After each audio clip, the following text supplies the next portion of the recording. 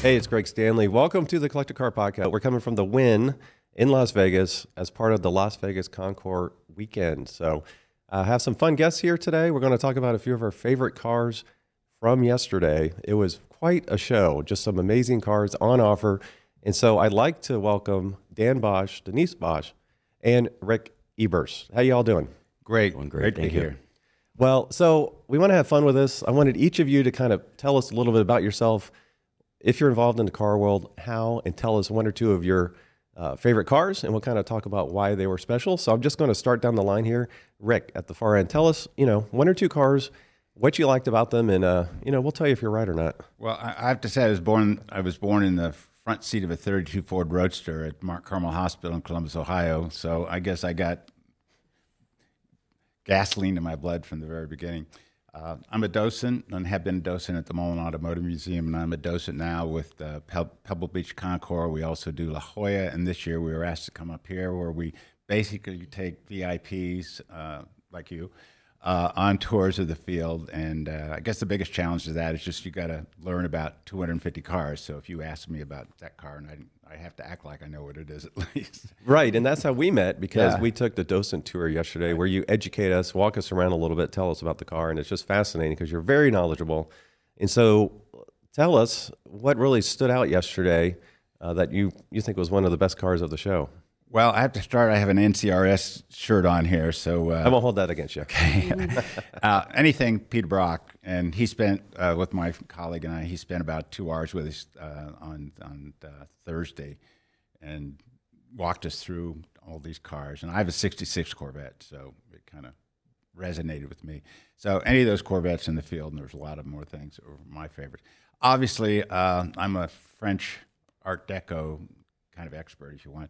And, of course, a 1939 Delahaye 165 World's Fair car, 12-cylinder supercharged car that was a finalist for Best in Show at Pebble Beach last year. It was probably one of my favorite cars. I love the Cassell, the 1919 Cassell, this like the oldest one of those cars. They made about 1,200 of them, and there's only 30 left. And I'd never seen one before. So that kind of car that I've never seen is always very important. The Lola, I know Alan Grant. He lives close to me, about 5 minutes away, and I love that Lola. That Lola was the car that really inspired the F40 Daytona, the beat Ferrari. So that's a really cool car, and he's completely restored it, brought it back to originality, and he's just a cool guy. So I enjoyed that, and probably the biggest car there was the Mormon Meteor, and we had a lot of fun with the owner and the guy that restored that car. And unfortunately, I had to give him a second place award, and then he won Best in Show. So that was but really interesting. That thing fires up; it's just unbelievable. And I have to say one more thing. There was a '62 Ford Thunderbird there, and before I went to college, I worked for General Tire, and my job was to do hand layup and the tonneau covers that covered up the rear two seats. So every time I see one of those cars, I said, "Oh, I made that." Oh, that's cool. That's kind of a fun thing to do, to be a nut turner. Yeah. So now I said one or two, and you gave me like 7. So that says like you're a professor by trade. Is that right? So you educate and you teach. That's what you do. I was. My area is public health, and I always tell people I get paid to profess. Most of the other docents of the Mullen Museum take 2 hours for a tour. Mine takes 5 or 6.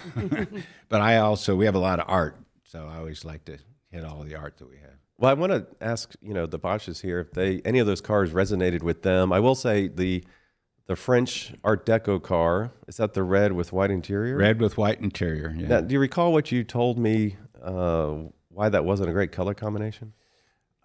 Well, when it came that way originally, and it's a long story about it, ended up in L.A., and the guy that owned it was trying to sell it to a number of movie stars. And one movie star, who I will not mention, took a look at that car and says, "Bright red with white interior. Only a hooker would drive a car like that. Give me my black Duesenberg." That's all. So it was interesting, but it actually ended up in Pearl Harbor, which was interesting. It was there when Pearl Harbor was attacked. It wasn't damaged, but the owner was. So anyway, it's a cool color combination. Yeah. Sexy car. Now I know the Bosch's hung out a lot with that yellow Mormon Meteor. Yeah, we did. Tell us how you're involved in the car world.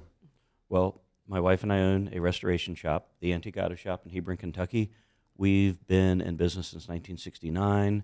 We've had cars at Concours events around the country. We travel to a lot of Concours events throughout the year. I judge many of them, and that has actually led to us creating our own Concours event called Concours de Vue, the Concours with a View, which is in northern Kentucky, and it overlooks downtown Cincinnati. And people might say, you want to have a Concours event in Kentucky looking at Ohio? Well, I can tell you that the view from our Concours event, it looks like you were looking into the lights of L.A. at night. It's gorgeous. Yeah. It's a 700-acre park. People that have visited the site have said it is the absolute one of the most fabulous places to have a Concours event. Yeah. And that being said, Stuart Sobek, director of Las Vegas Concours, has become a very close friend. I've been with him since 2019 when he started LVCE, and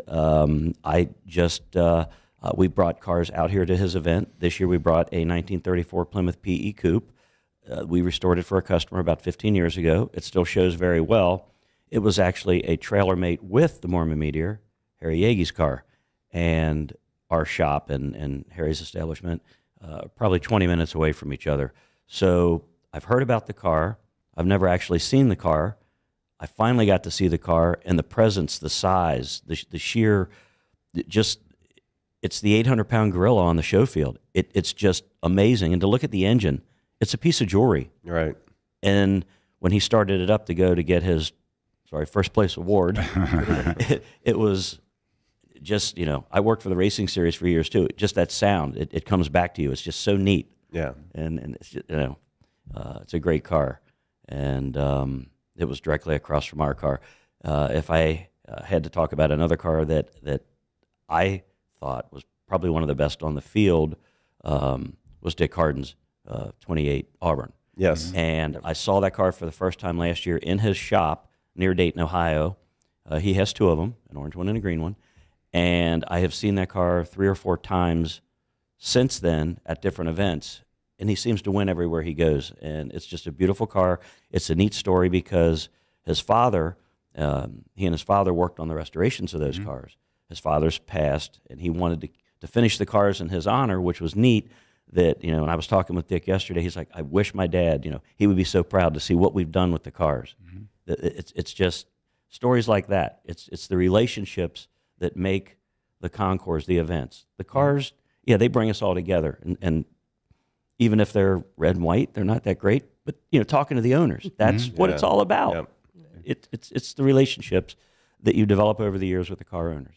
Yes, and I remember that car when it debuted at the Dayton Concours a number of years ago. Yes. And, whenever you hear like fastidiously, like restored by the owner, usually that's red flags, that's, oh no. As a restoration shop owner, yes. Yeah, right.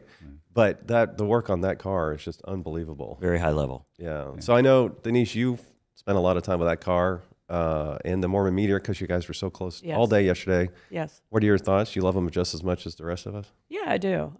It's a huge car, but like Dan said, the sound it makes when you start it up, it is fantastic. It's just something you can just feel the power of the car. I was not able to be there when it started up. Unfortunately, I would have loved to have done that. We visited the shop years ago, and just quick side stories. In front of at the shop, in front of that car, there was a wooden crate, all unrestored. Original crate. Inside it was pine straw. Inside the pine straw were 2 cardboard boxes, and it turns out that in the cardboard boxes were 2 NOS Duesenberg radios in the original box, in the original wooden crate, in front of the Mormon Meteor, which is just unbelievable. So. Now, Denise, I know there's a couple cars that caught your eye yesterday, and I'm drawing a blank on the second one. The first one I do remember is the little Martini Porsche. Yeah. Why did the Martini Porsche? It just stood out because of the colors, the striping, and it's just iconic from our era growing up. It's just that car that, you always dreamed of being able to have or drive or, right. I don't know, at that time. What was the other car? I am totally drawing a blank.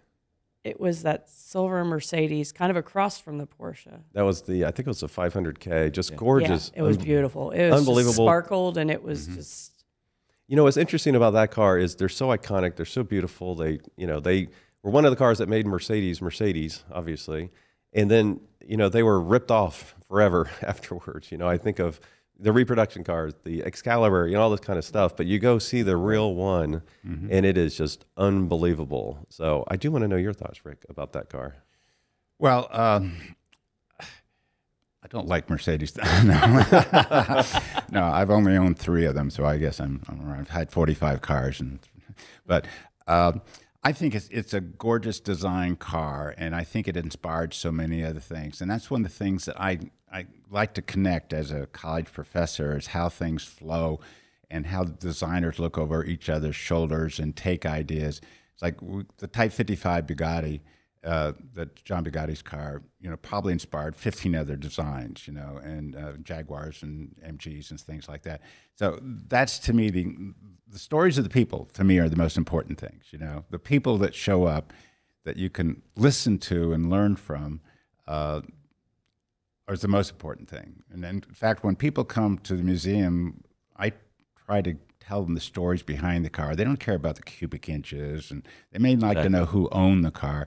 But how the car was, who developed it, how did it get together, what problems, like the Julian Brown's car. There's only one of those in the world, but what did that guy have to go through to actually create a company? He only built one car, right? But he inherited like $2.5 million in 1910 or something, and a lot of money then. But those kinds of things I find very important, and the influence that they have, like the Tatra, basically was the background for the Volkswagen Beetle. Okay, and in fact, Tatra sued hate to say this, Freddie Porsche, for infringement. But yet everybody kind of shared things, and those cars that influence other cars, to me, and the people behind them, really make the most interest to me. It's really interesting you say that, because there was all sorts of crazy stuff out there. You had like the original Batmobile from 1989. I do want to talk about the circle door. You said that was one of your favorite cars. Yeah, we'll get to that one in a second. But talking about history and the stories of the people, Shelby America had an incredible display out. I mean, they're obviously based here in Las Vegas, but you had, I think it was the last 289 Cobra ever built. You had just incredible lineup there of some of those cars. And I know you like those cars, Absolutely. We actually built backdraft cars as a Shelby tribute for many years at our shop, and until the economy kind of tanked in 8 and 9, and people thought kit cars weren't a great thing at the time. But just the story behind the car and what Carroll Shelby has brought to anything automotive, performance, and the look of the car and how he did it. And there's not another story like that. There really isn't. And if you get a chance to visit the museum, we'll be there later today. It's amazing. The stories behind the cars. I mean, if you look at a car, the cars out there on the show field, they live very nice lives now. They never lived lives like that in the past. Right. They had hard lives. Now they're treated very well, including all the Cobras. I mean, they were raced. They were beaten. So let's think of that from a standpoint that they're still worth so much money today when they were a simple race car. Yeah, and it's crazy. It's kind of like a moment in time I have to remember, because this just happened yesterday. But we're walking towards the Cobras. There was not a real one, but a Daytona coupe was there, and Pete Brock is walking towards us.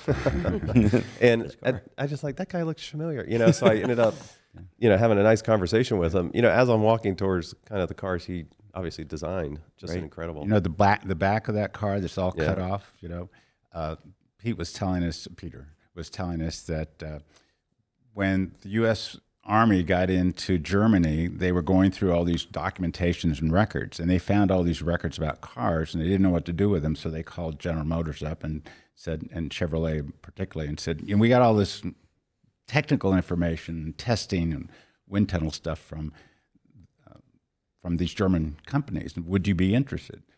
And said sure, and it got stored someplace. And anyway, Peter was looking through those one night, and he saw all the technical information for that rear end. And that all the research was done. And so he actually went to Carol and said, I think this is a good idea. And Carol said, no, we don't like that. But it was Ken Miles that said, I think this is going to work. And that's where you got that rear end of the car that came from drawings and technical information from Germany. Yeah, that's incredible. That's incredible, yeah. Well, tell us about my favorite car. Well, there's so many good ones out there. But one of my favorite cars was the circle door Rolls Royce. Right. Tell us about that, and then you guys tell me your thoughts on that car. Yeah. You want me to tell you Yeah, about why don't that? you kick it off? Oh, yeah. Well, that's a reconstructed body on that car, but it's absolutely gorgeous.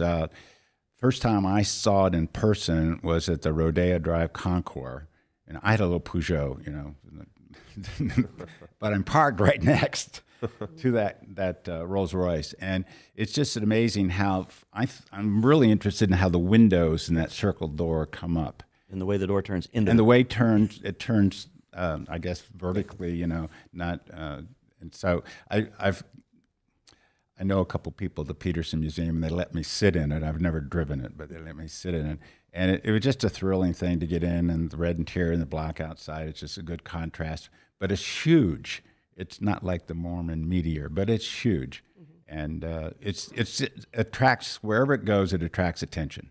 And they had it sitting out there by itself, but whenever I looked, there was always a crowd of people around it. Right.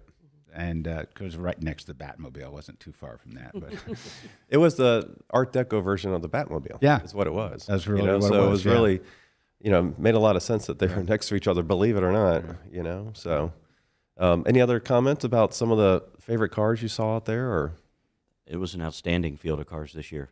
Yeah. Absolutely. I mean, it's hard to pick a favorite. There were so many good cars. yeah. I did give the first place award to that Auburn, though. Oh, Dick appreciates that. And He and great his wife couple. are great people. They're a great Oh, yeah. couple. They're a really great couple. Oh, they are. They're again, when and it shows that I judge. The best part is you go to judge a car and you ask the entrant, "Tell me a little bit about your car," and just the stories. They light up and they want to tell you in a couple of minutes what they've done with their car, how they acquired it, why they have it. That's the best part of it. Yeah. I've trained some of our docents to show cars at Pebble and other places, and I've got some of the background information about how judges prepare. And they'll all think that when the judges are coming, they're going to judge them. And they probably know more about your car, and they've seen it ahead of time, and they've kind of got a good idea. And they ask you, tell me a little bit about your car, which is interesting, but they're kind of, take it down a notch, and give me 5 things. Don't give me 500 things, because they only got a certain amount of time to do it. Right. But that's when we get a walk around. I'm not showing a car like we did here. I get a walk around and meet people and spend some time. Usually when I'm in a car show, I've got to stick with my car. And one thing nice about being a docent now is I get to get around the whole field and get to see all kinds of things. And we had a great time here because we didn't do a whole lot of tours. Mm-hmm. They kind of gave us a lot of other things to do that we weren't prepared for. Like, give out the awards, okay? Well, before we wrap up, this is a curveball, but I'll start so that you guys have time to think about it. I want to know what was your first car you bought with your own money, and then I want to know what is your dream car, money no object. This will give us a little insight into each of you. So I will start. My first car was a 1968 Mustang Coupe. That sounds cool. I just had to make sure that my first car was a Mustang. It was $1,000. It was a 6-cylinder. It was a 3-speed. Turns out it didn't have an engine when I bought it. I bought it from my cousin. He found an engine, and we got it running. And my dream car, that's always such a tough conversation because most of them I haven't driven. But I would say a Duesenberg convertible SJ, just because I want to have room for more than just 2 of us. I want to bring the family. And anyways, that's mine. So let's go down the line here. Dan? So my first car that I bought with my own money, well, it's a 1967 Olds 442 convertible. I still own it. I've had it about 37 or 38 years now. My grandmother co-signed a loan so I could buy it. And it is in the process of being restored. Of course, owning a shop, my things have to go to the back burner a lot of times. That being said, I hope to finish it by spring. and get onto another car that I want to start on in my collection. And I do have 4 Corvettes, so Okay. just You're not. we're good. okay. I am NCRS, so Get a reprieve. despite what Greg thinks, I like NCRS. I'm good I with do it. too. I love Corvettes. 67 is my favorite year. That's the one I have. One of those. Yep. And a ZR1 Yep. and a 60. All right, you can stop now. With money no object, if I could have a car, I've absolutely always loved the Duesenbergs. I have to agree with you on that. But the iconic car that I want an Aston Martin DB5. Okay, cool. That's a car I want. All right, Denise. So I guess the first car I bought with my money would be my 1986 Honda Prelude, which replaced my 1984 Honda Prelude. Okay. But the 86, the difference was it was a 5-speed. It was Yep. more fun to drive. It was black, and I don't know. It was just a lot of fun. That's a great car. That's a Yeah. great car. Dream car, money no object. Gosh, I don't know. I really haven't thought about that. It would have to be convertible. Okay. All right. Well, we can find you a convertible. You don't have to worry about that. All right, Rick, we'll close with you. My first car, well, actually in the 7th grade, I bought a Chrysler Fire-Dome V8 engine for $75 out of a junkyard. I was a paper boy, so that was a lot of money. The next year, a friend of mine and I were kind of getting into cars. We were handing wrenches and going to get beer for older guys that were restoring cars. And we had a 40 Ford that we were drag racing in B-gas, and we said, well, we ought to do this ourselves. And he said, he lived out in the farm, and he says, there's a car out there, a coupe, I think it's a 40 Ford. We went out to check it out. It's a 40 Willys. And we paid $2.50 each for the car. So I could afford that. Wow. And we eventually got the guy with the Ford, and we formed this partnership and ran the 40 Willys, and we were ET national champions on and off. And in 1966, I sold my third for $6,000 and paid my way through college. Wow. Very My nice. Corvette in 1966 cost $6,200. Wow. And I've already had a chance to get my dream car. I did a favor for the international director of marketing for Bugatti, and he says, if you're ever in Molsheim, stop by, and we don't do tours, but we will take you on a tour of the atelier. And I said, all right, well, it happens we're going to be in Budapest, and then go to Nuremberg, and then we're going to go to Strasbourg. And he said, okay, we're only 14 kilometers away, so come on over. So he took us on a tour of the atelier. We got to see the cars being assembled. And then we sat down for 5 hours, a screen about as big as that wall, this one. And for 6 hours, we designed our own Bugatti Chiron. Wow. Starting with the ground up, carbon pattern of the carbon fiber, stitching on the seats. We opted for the 2 glass panels on the roof. That's a $400,000 option. Wow. And it ended up being $6.5 million. I got a disc. Oh, nice. Okay. Nice. So you have the virtual version of the car. I do, right? But I have. We had all the Bugatti legends at our museum, and I got to drive every one of them. So there was a cop. The Rembrandt Bugatti car was over in the show field, in the Hyper field. I got to drive that one, so it was fun. And then they took me on a ride from Molsheim, and they put 500 miles in the car, and they take the car down to Colmar, to the airport. I didn't get to drive it, but I got to drive down the Autobahn in it, and we can put about 300 miles on it around the airport. The guy tested it out, make sure everything worked all right. No speed key. Okay. Right. That's awesome. That's incredible. What a great story. What a way to great. enjoy it. Yeah. Well, I appreciate all of you coming out to, share with, some of the cars that you enjoyed from the Las Vegas Concours d'Elegance. Maybe we can try to do it again next year. And for all my listeners on the podcast, thanks for listening. Thanks for watching as always. And I'll talk to all of you next week. Okay. Thanks a lot. Appreciate Thank being you. here. Yeah. Thank you. Yep. Thanks, Greg. Yep.